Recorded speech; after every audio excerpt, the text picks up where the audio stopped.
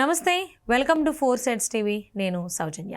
నమస్తే welcome to four sets TV నేను సౌజన్య. దేశంలోనే తొలి ఎర్త్ యూనివర్సిటీ తెలంగాణ రాష్ట్రంలో ప్రారంభమైంది. 300 ఎకరాల్లో నిర్మించే ఈ వర్సిటీని సీఎం రేవంత్ రెడ్డి అట్టహాసంగా ప్రారంభించారు.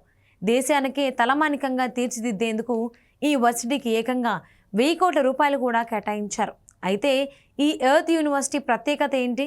అసలు ఎర్త్ యూనివర్సిటీ ఎందుకు? ఇక్కడ ఏం నేర్పిస్తారు? భూమి కోసం ఈ యూనివర్సిటీ అవసరమా? Let's watch the story. Kakatiya యూనివర్సిటీకి అనుబంధంగా కొత్తగూడెంలో ఉన్న ప్రభుత్వ ఇంజనీరింగ్ కాలేజీని ఎర్త్ సైన్సెస్ యూనివర్సిటీగా అప్గ్రేడ్ చేశారు. డాక్టర్ మన్మోహన్ సింగ్ పేరు పెట్టిన ఈ యూనివర్సిటీకి వైస్ ఛాన్సలర్గా సీనియర్ ఐఏఎస్ అధికారి యోగితా రాణాను నియమించారు. ఈ యూనివర్సిటీలో geology, environmental science, geophysics, geochemistry, oceanography, atmosphere science, geo information sciences కోర్సుల్లో డిగ్రీ, పీజీ క్లాసులతో పాటు రీసెర్చ్ కూడా చేస్తారు. ఇక్కడ ఇప్పటికే mining, computer science, electrical, electronics, IT వంటి ఇంజనీరింగ్ కోర్సులు ఉన్నాయి. భూమి, దాని స్వభావం, భూమిపై లభించే మూలకాలు, భూగర్భ జలాలు, భూమి పొరల్లో నిక్షిప్తమైన ఖనిజాలు, ఇతర గ్రహాలు, సౌర వ్యవస్థ, ఇలా భూమికి, ఆకాశానికి సంబంధించి సమగ్ర సమాచారాన్ని ఇచ్చేదే ఎర్త్ సైన్స్.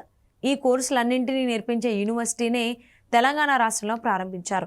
ఇలాంటి యూనివర్సిటీ దేశంలో ఇదే మొదటిది. ఈ తరహా యూనివర్సిటీ అమెరికాలో మాత్రమే ఉందని విద్యావేత్తలు చెబుతున్నారు.